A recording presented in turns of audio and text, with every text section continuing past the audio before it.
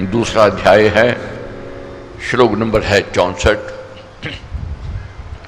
90 पृष्ठ नंबर, दूसरा अध्याय, श्लोक नंबर है 64। तो कल हमने पढ़ा था, अध्ययन किया था, क्रोध क्यों आता है और कलह क्लेश किस कारण रहता है। इसका मुख्य प्रमुख कारण है कामना। ये काम है, ये हमें क्रोध की ओर ले जाती है और यही कलह क्लेश की ओर ले जाती है। कामनाएं, तृष्णाएं व्यक्ति के अंदर आती हैं, बाहर से आती हैं और भीतर घर कर लेती हैं, और यही फिर कामना वासना का रूप ले लेती है और मति का हरण कर लेती है। मति फिर काम नहीं करती, विवेक काम नहीं करता है, फिर व्यक्ति पाप की ओर बढ़ता है, बुरे कर्म करता है। और पाप की ओर जब बढ़ता है व्यक्ति, ऐसे व्यक्ति का फिर नाश हो जाता है।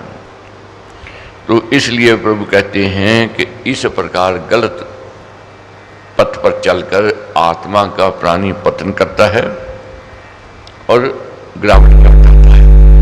इसलिए विवेकी को क्या चाहिए, बुराई को बाहर ही रोक देवे। हम क्या सोचते हैं, कोई बात नहीं, थोड़ा आनंद रस ले लें, छोड़ देंगे, मगर ये छूटती नहीं है।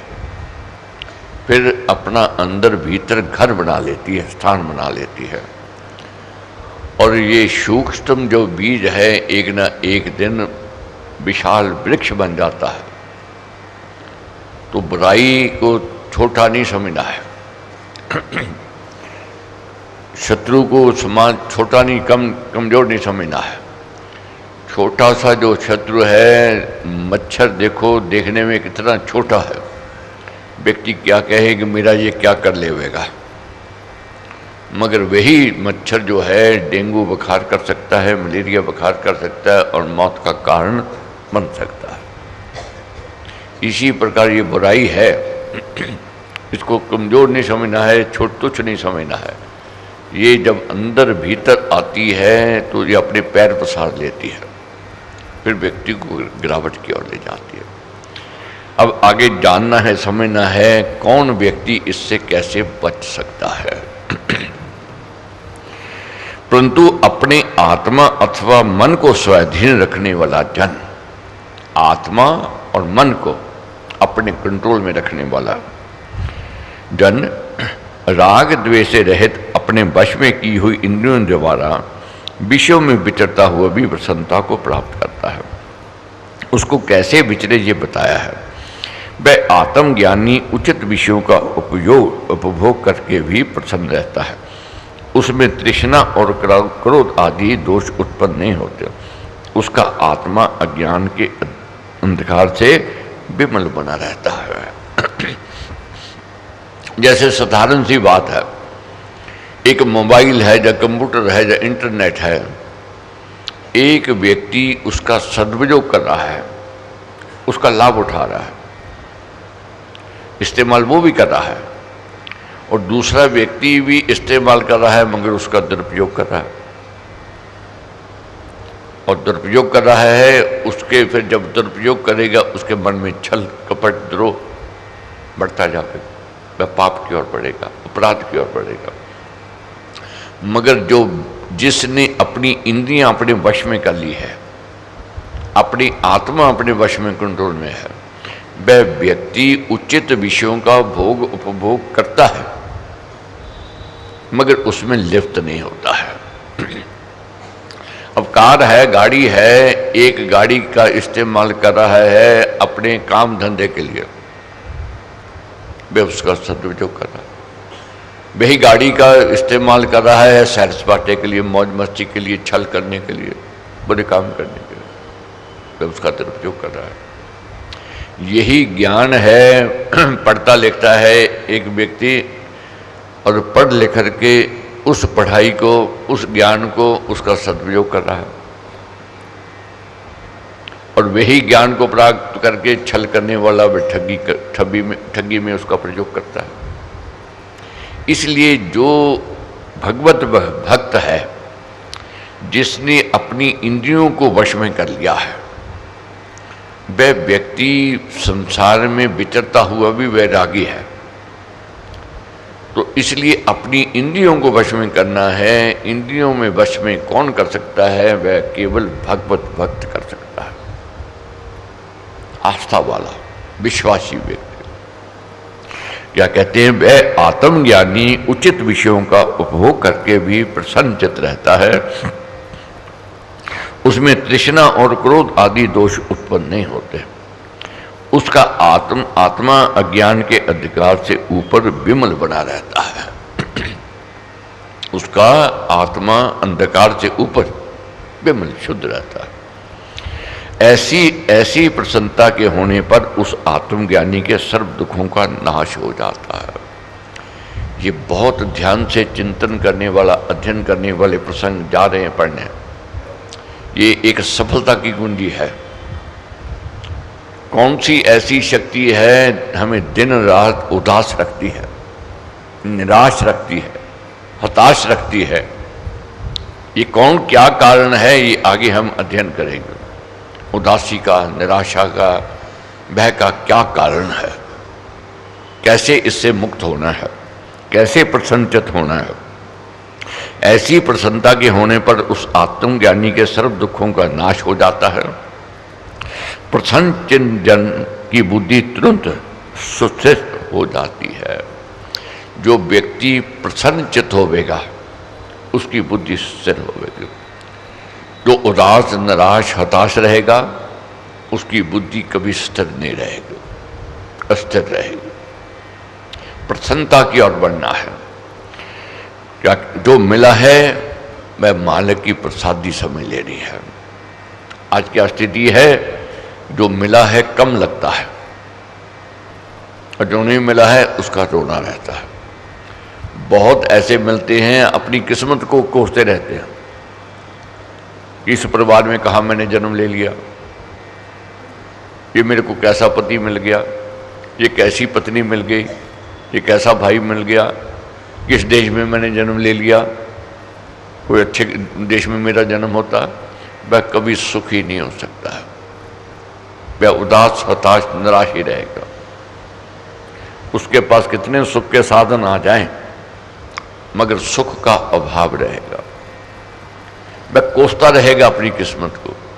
मगर ज्ञानी विवेकी जो कहता है, क्या समझता है कि मैंने जो बीजा था, जो बोया था, मालिक ने उससे ज़्यादा दिया है, मेरे को कम नहीं दिया। अगर मेरे को और चाहिए, अधिक चाहिए, मेरे को और उत्तम कर्म करने पड़ेंगे, अपने आप को और तराशना पड़ेगा। मेरे में को कमी जो त्रुटि थी, पीछे रह गई, अब मैं उसको दूर करूँगा। वे उसको दूर करने का यत्न प्रयत्न करता है। इसलिए उलाना देने की बजाय अपने आप को जानना है, समझना है। मालिक ने हमें कम नहीं दिया, हमारी किस्मत से ज़्यादा दिया। माँ बाप बच्चे को कभी कम नहीं देते हैं, मगर जो बच्चा कोसता रहता है, उलाने देता रहता है, वह दुखी रहेगा, उसको सुख नहीं मिल सकता। कितना माँ बाप उसका कर लें, वह दुखी का दुखी रहेगा। मगर जो बच्चा विवेकी है, माँ बाप पर भरोसा रखे हुए है, माँ बाप पर विश्वास है, कितना कम उसको मिल जाए उसी में संतुष्ट रहता है। तो आपने जैसा दिया, जिस समय दिया, जितना देना चाहते हैं, आप उचित जानते हो, उसके भाव ये हो बनेंगे। आत्मज्ञान से, इंद्रिय संयम से मन को वश में करने से मनुष्य को प्रसन्नता हुआ करती है। इसलिए प्रसन्नता की कुंजी क्या है? आत्मज्ञान। इस और हम लोग बढ़ना चाहते हैं और बढ़ रहे हैं। कामना के पीछे दौड़ने वाले को तो कभी भी शांति नहीं मिलती है। वह सदा ईर्ष्या और क्रोध की अग्नि से जलता रहता है। ऐसे अशांत मनुष्य की बुद्धि भी संशय से, छल से, असत्य से, द्रोह से और स्वार्थ तत्परता से अति चंचल बनी रहा करती है। इस कारण संयम, मन की विमलता और चित्त की प्रसन्नता बुद्धि के शीघ्र स्थिर हो जाने के उत्तम साधन है। जो प्राणी कामनाओं के पीछे भागेगा वह हताश, उदास, निराश रहेगा और उसके अंदर ईर्ष्या आवेगी, वह ईर्ष्यालु होवेगा, जलता रहेगा अपने आप में, और क्रोधी होवेगा। क्रोध भी अग्नि है, जैसे माचिस पहले खुद जलती है एक दूसरे को फिर बाद में जलाती है, इसी प्रकार क्रोधी पहले खुद जलता है फिर दूसरे को ताप देता है। ईर्ष्या व्यक्ति के अंदर जो है ये ऐसी है, दीमक है, ये अंदर अंदर खोखला कर देती है। ये किसको आती है? जो कामनाओं के पीछे, तृष्णाओं के पीछे भागता है। जिस प्राणी को अपने मन, अपनी आत्मा पर कंट्रोल नहीं है, जिसको अपनी इंद्रियों पर कंट्रोल नहीं है, जिसको परमेश्वर पर भरोसा नहीं है, वह ईर्ष्यालु होवेगा, वह क्रोधी होवेगा। क्रोध की अग्नि से जलता रहता है ऐसा प्राणी। और ऐसे शांत मनुष्य की बुद्धि भी संशय से, ऐसे व्यक्ति के अंदर फिर क्या आता है? एक तो संशय आवेगा और छल करेगा और झूठ का सहारा लेवेगा, द्रोह करेगा और स्वार्थी होवेगा, और उसके अंदर चंचलता होती है, स्थिर मन नहीं होता है। वह दुखी रहेगा, हताश रहेगा और वह उदास रहेगा। मगर प्रभु कहते हैं संयम, मन की विमलता और चित्त की प्रसन्नता बुद्धि को शीघ्र करने, स्थिर हो जाने का उत्तम साधन है। इसलिए संयम की ओर जाना है, मन की प्रसन्नता की ओर जाना है। तन की मैल तो उतारते हैं हम लोग, नित्य स्नान करते हैं, मगर मन की मैल उतारना भूल जाते हैं। मन की मैल जो है तन की मैल से भी उत्तम है, इसको साफ पहले करना है, इसको प्रमुखता देनी है।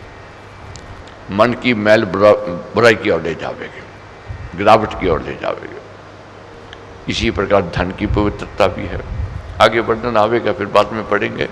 धन की पवित्रता अति आवश्यक है। निष्काम कर्म करने वाले, विषयों में अनासक्त और भगवत भक्त आत्मज्ञानियों को ही युक्त और योग युक्त कहा है। जो जन योग युक्त नहीं है वह अयुक्त कहा गया है। कौन सुखी है? किसको सुख प्राप्त होता है? जो परमेश्वर से जुड़ा हुआ है वह युक्त है। तीन लोक का समझिए साथ, राम नाम सभी सुख का। सुख की चाहना है तो परमेश्वर से जुड़ना ही पड़ेगा। जो परमेश्वर से जुड़ जाता है वही सुखी है। जो परमेश्वर से दूरी किए हुए है वह दुखी रहेगा, हताश रहेगा, उदास रहेगा, क्यों? उसको भरोसा नहीं है। इसलिए आस्तिक भावना को जगाना है, परमेश्वर से जुड़ना है। महाराज ने कहा युक्त मनुष्य की बुद्धि स्थिर नहीं होती और युक्त में भक्ति भाव नहीं होता है। जो युक्त है वह परमेश्वर से दूरी रखता है, आस्तिक भावना नहीं उसके अंदर, नास्तिक भावना होती है। क्या कहता है? वह खा लो, पी लो, मौज कर लो, यही जीवन है। उसकी सोच, उसके विचार ऐसे होते हैं। अंत परिणाम क्या होता है? वह नष्ट हो जाता है, अपमानित होता है, कुलंकित होता है। कारण पाप के कारणों से, द्रोह, छल कपट के कारण से वह व्यक्ति फिर अधोगति कर जाता है। जो परमेश्वर से जुड़ा हुआ है, विश्वासी है, भरोसा वाला है, वह ऊंचाई की ओर, बढ़त की ओर जाता है। और जो भक्ति भाव नहीं रखता है उसको शांति नहीं होती है। अशांत जन को सुख कहाँ से मिले? जिसका मन अशांत है, किसका मन अशांत है? जो परमेश्वर से दूर है वह अशांत रहेगा, उसको सुख नहीं मिल सकता है, वह दुखी रहेगा, हताश रहेगा, उदास रहेगा। किसी के साथ जुड़ना मिलना ही युक्तपन है। और साधारण सी बात है, जो पत्नी पति पर विश्वास भरोसा करती है वह सुखी है। जो पत्नी को पति पर विश्वास भरोसा नहीं, वह दुखी रहेगी। इसी के प्रकार पति को पत्नी पर विश्वास भरोसा है, वह सुखी है, ये तो दुखी है। तो ये गाड़ी चलती है जुड़ने से, मिलने से। कोई कहे कि मेरे को किसी की क्या जरूरत है, वही अज्ञानी है। अगर बढ़त की ओर जाना है तो परमेश्वर की शरण में जाकर व्यक्ति आत्मज्ञान से और अपनी इंद्रियों को वश में करके और फिर विवेक को प्राप्त करके उत्तम कर्म करता है, और उत्तम कर्म करता है वही महानता की ओर जाता है। इंद्रियां संयम द्वारा प्रभु भक्ति पूर्वक कर्तव्य परायणता ही विश्व की आत्मा के साथ मिलने के उपाय हैं। इसीलिए इसे योग कहा जाता है। परमेश्वर से जुड़ने का उत्तम साधन उत्तम कर्म है, महान कर्म। Work is worship. अपने उत्तम कर्मों के द्वारा ही उस मालिक से निधि की प्रीति हो सकती है। कर्म हमारे खोटे हों, व्यवहार और स्वभाव अच्छा ना हो, कितने नतमस्तक हो जाएं, कितने उपवास कर लें, नहीं प्राप्ति हो सकती है। बहुत ऐसे हैं सोचते हैं कि जी ठगी करने जा रहे हैं कि मंदिर चले गए पूजन करके, भी जब आवेंगे तेरे को इतना चढ़ा देंगे। ये अपने आप को धोखा दे रहे हैं, मालिक को भी धोखा दे रहे हैं। तो परमेश्वर क्या ठगी के लिए, तेरी कमाई के लिए बैठा है? बहुत ऐसे हैं कहते हैं जी पाप की कमाई आवेगी, तेरे को 10% 20% चढ़ावा चढ़ावेंगे कि शुद्ध हो जाएगी। ये सोच मिथ्या है। जब तक हमारे कर्म अच्छे नहीं होंगे, हमारा व्यवहार अच्छा नहीं होगा, हमारा स्वभाव अच्छा नहीं होगा, तो हमारा भाग्य नहीं सुधर सकता है। भाग्य विधाता बनाता है, और विधाता कैसे बनाता है? जिसके उत्तम कर्म है उसको सुख, और जिसके कर्म अच्छे नहीं है उसको दुख मिलता है। तो प्रभु क्या कहते हैं? ऐसे योग से युक्त जन ही स्थिर बुद्धि और भक्ति भावनावान होता है, वही शांति और सुख को लाभ करता है। स्थिर बुद्धि रहित और भक्ति भावहीन जन नाना वासनाओं और कामनाओं की तृष्णा में फंसा हुआ सदा चंचल चित्त और शांत मन स्थिर बुद्धि दिखाई दिया करता है। अशांत मन वाला मनुष्य दुविधा में पड़ा दुखी बना रहता है। वह सदा निराश, हताश और उदास दिख पड़ता है। उसको कहीं भी सुख प्राप्त नहीं होता है। वह सदा अपनी किस्मत को कोसता रहता है। जो अपनी किस्मत, अपने भाग्य को कोसता है, वह परमेश्वर को कोस रहा है। उसको कभी सुख नहीं मिल सकता है। वह सदा दुखी रहेगा, हताश रहेगा और उदास रहेगा। इसलिए अगर सुख की चाहना है तो परमेश्वर से जुड़ना ही है। और कौन जुड़ता है? विवेकी जुड़ता है, आत्मज्ञानी जुड़ता है, जो अपनी इंद्रियों संयम करता है, जिसके कर्म उत्तम होते हैं, वही परमेश्वर से जुड़ता है। कारण समझा क्या है? निराशा का, उदासीनता का, हताशा का, क्रोध का, ये ईर्ष्या का, ये कारण समझा है। ये है कारण कामना। कामना ही हमें गिरावट की ओर ले जा रही है, और कामना ही हमें दुख की ओर ले जा रही है। कामनाओं के कारण ही हताश रहते हैं, उदास रहते हैं, हम निराश रहते हैं। अब कामनाओं पर कंट्रोल करना है। जो ये विधि जान लेता है कि कामनाओं पर कंट्रोल कैसे किया जावे, वही मंजिल की ओर बढ़ता है, वही सुखी है, वही प्रसन्नचित्त है। इस इंद्रियों को जो मालिक, अब कह देते हैं हम लोग, हमने क्या बुरा किया, अक्सर कह देते हैं। आंखें परमेश्वर ने दी, कान परमेश्वर ने दिए, वाणी उसने दी, खाने पीने मौज मस्ती के साधन उसने बनाए, तो क्या भोगने में हमारा क्या अपराध है? नहीं दिखाना था आंखें ना देता, नहीं सुनवाना था कान ना देता, नहीं बुलवाना था वाणी ना देता। दोष हमारा नहीं, ये मालिक है। मगर मालिक ने हमें स्वतंत्रता दी है। ये आगे पढ़ेंगे, इसका अध्ययन करेंगे, प्रश्न करेंगे अर्जुन। तो अब आगे क्या पढ़ना है? श्लोक नंबर है 67, दूसरा अध्याय। निश्चय से विषयों में विचरती हुई इंद्रियों के पीछे जो मन प्रेरित किया जाता है, इंद्रियों के साथ भटकाया जाता है, वह इंद्रियों का अनुगामी मन इस साधक की बुद्धि को ऐसे हरण कर ले जाता है जैसे पानी में नौका को बाजू खींच कर ले जाती है। कंट्रोल नहीं रखेंगे तो हमारी क्या स्थिति है, जैसे नौका है पानी में, जिस और हवा का झोंका आता है नौका उस ओर भाग जाती है। मगर जो विवेकी है, जो ज्ञानी है, जो समझदार है, जो बुद्धिमान है, नौका को कभी खुला नहीं छोड़ेगा, नौका को बांध के रखेगा। जब बांध के रखेगा, जब चलावेगा, इस्तेमाल करेगा तो चप्पू अपने हाथ में रखेगा, कंट्रोल अपने हाथ में रखेगा। पानी का बहाव जिस ओर हो, चाहे मुसाफरी उस ओर करनी है, मगर कंट्रोल नहीं छोड़ेगा, चप्पू नहीं छोड़ेगा, क्योंकि जानता है कभी भी जब भंवर में फंस सकती है, कभी भी दिशाहीन हो सकती है। ये चप्पू है, मेरे को दिशा की ओर ले जा, मैं कंट्रोल अपने हाथ में रखेगा। अब गाड़ी चला रहे हैं, उसके अंदर एक्सीलेटर भी है, ब्रेक भी है, क्लच भी है। अब गाड़ी चला रहे हैं, बहुत आनंद आ रहा है, बहुत गति से जा रहे हैं, मगर विवेकी कंट्रोल में रखता है अपनी गाड़ी को, वह थ्रिल की ओर नहीं जाता है, मजे की ओर नहीं जाता। बच्चे जाते हैं वहाँ अज्ञानता होती है, जैसे जैसे स्कूटर जैसे बच्चे को तो बहुत तेज चलावेगा, गाड़ी दे तो बहुत तेजी से चलावेगा, ये उसकी अज्ञानता, नासमझी और जुबानी का जोश होता है।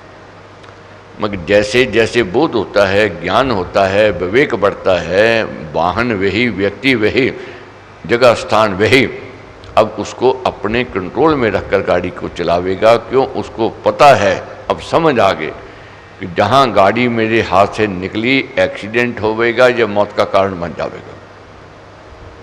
अब समझ आ गई इसका नुकसान क्या है, इसकी हानि क्या है। तो वह गाड़ी को ये नहीं कितनी तेज दौड़ने वाली क्यों ना हो, कितनी गति में जाने वाली क्यों ना हो, मगर वह जगह स्थान देकर, सड़क देकर, रास्ता देकर उसकी गति बढ़ावेगा, उसकी गति कम करेगा। कौन? विवेकी, समझदार, वह उसका सदुपयोग कर रहा है उस गाड़ी का, कैसे? अपने कंट्रोल में रखते हुए। इसलिए कंट्रोल रखना बहुत जरूरी है। अब इंद्रियां हम खुली छोड़ देते हैं, ये दुख का फिर कारण बनती है। जैसे गाड़ी कंट्रोल में ना होवे, वो एक्सीडेंट करेगी, वह मौत का कारण बनेगी, वह हानि करवावेगी, नुकसान करवावेगी। इसी प्रकार ये जीवन की गाड़ी है, इसको कंट्रोल में रखना है। इसकी दिशाएं अलग अलग हैं। जैसे रथ है, रथ को घोड़े 4 लगे हैं या 5 लगे हैं, मगर चाबुक और उसकी लगाम सारथी के हाथ में होती है। लगाम से इशारा करता है घोड़ों को किस ओर जाना है, और उसमें से एक भी घोड़ा कभी दिशाहीन हो जाता है तो वह चाबुक दिखाता है, जो चलाने वाला है उसको चाबुक दिखावेगा, उसी दिशा की ओर लेकर के जावेगा। मगर उनमें से चारों में से एक भी घोड़ा दिशाहीन हो जाए, वह एक्सीडेंट करेगा। अब कह देते हैं जी बाकी तो कंट्रोल बहुत है, वाणी पर कंट्रोल नहीं है, तो ये एक घोड़ा है, ये गिरावट की ओर ले गया। कह देते हैं जी बाकी तो सब कंट्रोल है, मगर कान रस लेते हैं, सुनने की आदत है, ये गिरावट की ओर ले जाओ। बाकी तो सब कंट्रोल में है, ये आंखें बेकाबू हैं, ये दृश्य देखना चाहती हैं, ये आनंद लेती हैं, खुला छोड़ दे, ये डी कंट्रोल करते हुए। तो गाड़ी के तब मंजिल तक ले जावेगी, उसके सभी पुर्जे ठीक चलेंगे। अब गाड़ी बहुत बढ़िया है, बड़ी कीमती है, हम समझें जी अब तो गाड़ी बहुत महंगी ले ली, अब क्या सोच है, मगर एक टायर में सुई चुभ जावे, गाड़ी रुक जावेगी। और इसी प्रकार कार्बोरेटर में एक कचरा आ जावे, गाड़ी रुक जावेगी, नहीं जावेगी। वह कचरा साफ करना पड़ेगा, वह टायर में पंचर लगाना पड़ेगा, फिर आगे चलेगा। इसलिए जहाँ जहाँ बुराई देखो उसको निकालना ही उचित है। ये जब निकल जावेगा फिर मुसाफरी करनी है, आगे जाना है। तभी प्रभु ने कहा है कछुआ बन जाओ, कछुए जैसा स्वभाव बना लो कि जैसे भय देखता है कछुआ जहाँ अपने अंग समेट लेता है, जैसे अच्छा गाड़ी चालक जो होता है जहाँ टेढ़े मेढ़े रास्ते होते हैं वहाँ गाड़ी कंट्रोल में ले आता है, उसकी गति उसकी स्पीड कम कर लेता है, वह नहीं कि वही स्पीड रखता है। ये नहीं है गाड़ी की स्पीड 200 की है लिखी हुई तो 200 पर ही वो चलावेगा, नहीं। जैसे जहाँ रास्ता जैसा हो, टेढ़ा है मेढ़ा है जहाँ सीधा है जहाँ रश वाला है, वहाँ अपने विवेक से गाड़ी को चलाता है, अपने आप को भी बचाता है और दूसरों को भी बचाता है, वही सफल है ड्राइवर। तो इसी प्रकार ये अपने आप को बचाना भी है और दूसरों को भी बचाना है, यही सफलता है। इसलिए विवेक की ओर जाना है, ज्ञान की ओर जाना है। तो प्रभु कहते हैं कि जैसे खुली नौका जो है उसको बाजू खींच के ले जाती है, मगर बुद्धिमान व्यक्ति उस नौका को खुला नहीं छोड़ता है। इसी प्रकार अपनी इंद्रियों को खुला नहीं छोड़ना है, अपने कंट्रोल में रखना है। मनोमुखी मनुष्य का मन इंद्रियों के साथ विषयों में दौड़ता रहता है। वह मन साधनशील की बुद्धि को भी बल से खींचकर बाहरी विषयों में ले जाता है। जब बुद्धि भी ऐसे मन के अनुसार भटकने लग जाए तो अंतर्मुख होना, प्रसन्न प्रशांत चित्त रहना, स्थिरता तथा समता को लाभ करना महा कठिन हुआ करता है। मन है रसिया, मन रस लेवेगा, आनंद लेता है और चंचल इसका स्वभाव है। बुद्धि इसको रोकती है। कभी भी देखोगे मन चंचल जब होता है बुद्धि रोकेगी कि तेरे को ये करना नहीं चाहिए, तेरे को उचित नहीं है, तेरे को ये शोभा नहीं देता, नहीं करना चाहिए। मगर मन बार बार आग्रह करता है, मन बार बार रस लेता है, मन बार बार आनंद लेता है और बुद्धि को अपने साथ जुड़ने के लिए प्रयत्न करता है। तो मेरे साथ चल, मेरा सहयोग दे। पहले बुद्धि रोकती है मगर फिर बुद्धि मन के पीछे हो जाती है, बुद्धि का हरण हो जाता है। वह भी फिर मन के अधीन हो जाती है। मन के अधीन जब हो जाती है, मन जैसा करवाता है वैसे फिर बुद्धि करने लग जाती है। बहुत बार देखते हैं, कह देते हैं जी बहुत बुद्धिमान था, विवेकी था, इतना समझदार था, फिर क्यों गलती हुई, क्यों की इसने ऐसी। तो क्या कहते हैं, वे मन के अधीन हो गया। मन के अधीन हो गया तो क्या कहते, इसलिए हे महावीर, जिस धीर जन की इंद्रियां अपने विषयों से सर्व प्रकार वश में है की हुई हैं, उसकी बुद्धि बहुत स्थिर है। इंद्रियों को वश में लेकर के आना है, कंट्रोल में लेकर के आना है। कर्म योग में, कर्तव्य के पालन में, आध्यात्मिक मार्ग में और भक्ति धर्म में तो बुद्धि का स्थिर होना अति आवश्यक कहा गया है। क्या कहते हैं प्रभु, कर्म योग, कर्तव्य के पालन और अध्यात्म मार्ग में। अब हम कहें जी इंद्रियां भी खुली छोड़ें और आत्मज्ञान भी हो जाए, कैसे हो सकता है? नहीं हो सकता। इंद्रियों को वश में करना पड़ेगा, ये बिरले सूर में ही कर सकते हैं, साधारण व्यक्ति के वश की बात नहीं है। मन तो एक जगह लगाना पड़ेगा, तब व्यक्ति सफलता की ओर जाता है। मन अगर मनोमुखी होवे वह सफलता की ओर जाता है प्राणी। तो इसलिए प्रभु क्या कहते हैं, कर्मयोग में कर्तव्य के पालन, स्थिर बुद्धि का होना आवश्यक है। और आध्यात्मिक मार्ग में और इससे भी अधिक आवश्यक है। जिस मनुष्य की बुद्धि कर्तव्य कर्म को करते हुए सत्य पर, न्याय पर, उचितता पर, धर्म पर करने योग्य अपने स्वाभाविक कर्म पर और अपने शुद्ध लक्ष्य पर टिकी हुई हो, वह मनुष्य स्थिर बुद्धि कहा जाता है। राग द्वेष से, सुख दुख से, हानि लाभ से, अनुकूल प्रतिकूल संयोग से, शीतोष्ण से और मान अपमान आदि से भी जो साधक अपने कर्तव्य कर्म का त्याग ना करे वह स्थिरमति कहा गया है। तो जीवन में यश अपयश हानि लाभ मिलेगा मिलेगा, अपने पराये मिलेगा मिलेगा। ये नहीं हो सकता है सब हमारे प्रशंसक हों, हमारे विरोधी भी होंगे। ये नहीं हो सकता हम जो करें सब उसकी बाबा करें, नहीं हो सकता है। कटाक्ष करने वाले भी मिलेंगे। जीवन में अनुकूल परिस्थिति भी आवेगी और प्रतिकूल भी आवेगी। जीवन में सुख भी मिलेगा और दुख भी मिलेगा। जीवन में हानि भी मिलेगी और लाभ भी मिलेगा। मगर राग द्वेष रहित होकर जो अपने लक्ष्य की ओर बढ़ता जाता है वही कर्मयोगी है।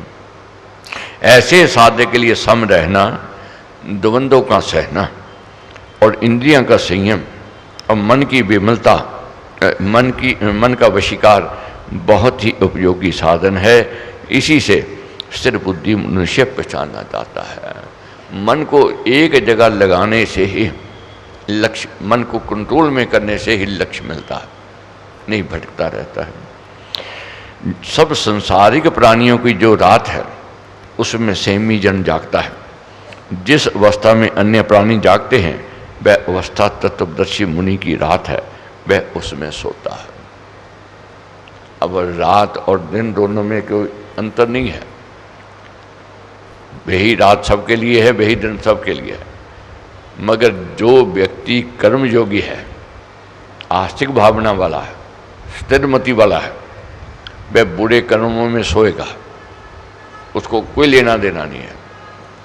अब शहर में क्या हो रहा है, कहाँ बार है, शराब में खाने हैं या जुए खाने हैं या हुक्के की बार है, साधु को कुछ नहीं पता, कुछ लेना देना नहीं, उसका वे विषय नहीं है, उस और पर जावेगा नहीं। बहुत लोग मिलेंगे, कहेंगे देखो तुम्हारे शहर में ये सब कुछ हो रहा है तो क्या उत्तर दोगे? वे हमें तो पता नहीं। क्यों? ऐसी परिस्थिति में, ऐसे कामों में आप सोए हुए हो। मगर जिसकी रुचि है वह उसमें जाग रहा है। वह पूछेगा मैं खाना कहाँ है, जुआ खाना कहाँ है, उसका ध्यान उधर जाएगा। क्यों? उसकी रुचि उसमें है, उसमें वह जाग रहा है। सज्जन व्यक्ति बुराई में सोता है और अच्छाई में जागता है, और बुरा व्यक्ति जो होता है बुराई में जागता है और अच्छाई में सोता है। और बुरे व्यक्ति को कहो कि चलो भी यज्ञ हो रहा है या धर्म कर्म का काम हो रहा है, जब तीर्थों में जाना है, संतों के पास जाना है, उत्तर क्या देवेगा? क्यों समय बर्बाद करते हो? कुछ नहीं मिला, कुछ नहीं प्राप्ति है। उसको आनंद उसी में है, उसी में जागेगा, किसमें? जहाँ उसके मन को रस मिल रहा है, बुराई का रस रसने वाला है, उसमें उसी में रहेगा। तो इसलिए महाराज क्या कहते हैं, हास विलास, भोग उपभोग और मोह ममता में फंसे हुए सर्वसाधारण जन विवेक में, विचार में, आत्मचिंतन में, ईश्वरीय भक्ति में, ज्ञान ध्यान में, सत्य के पालन में, न्याय में, उपकार में और अपने कर्तव्य में सोए पड़े हैं। अधिकतर लोग इस समय खराटे ले रहे हैं, सो रहे हैं। उनको अध्यात्म ज्ञान की में कोई रुचि नहीं है, कोई आनंद नहीं है, सत्संग में कोई रुचि नहीं है। रात 2-2, 3-3 बजे तक जागते रहे, उनके लिए उस समय दिन होता है। बुरे कामों में उनकी रुचि है, मगर अध्यात्म ज्ञान में उनकी रुचि नहीं है, मन नहीं है।